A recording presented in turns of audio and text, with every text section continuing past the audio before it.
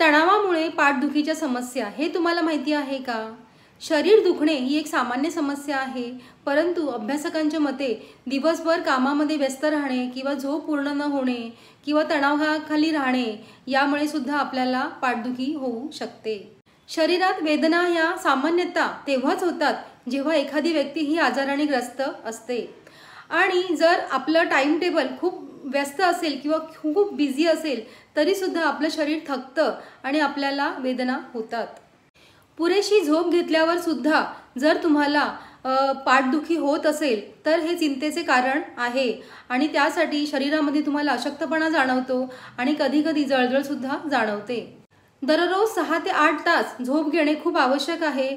जर शरीराने योग्य झोप घेतली तर शरीर ऊर्जा संसाधने निर्माण करते आणि त्यामुळे ताजेतवाने वाटते।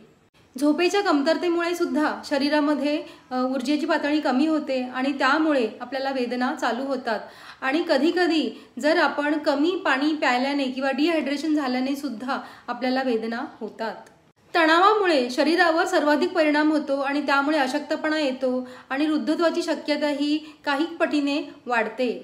कमी प्रतिकार शक्तीमुळे सुद्धा वेदना होतात आणि कधी-कधी लोहाची कमतरता जाणवली तर शरीरातील विविध भागांमध्ये ऑक्सिजन आणि इतर पोषक तत्वांचा प्रमाण कमी होतं आणि त्यामुळे सुद्धा अशक्तपणा आणि वेदना जाणवतात।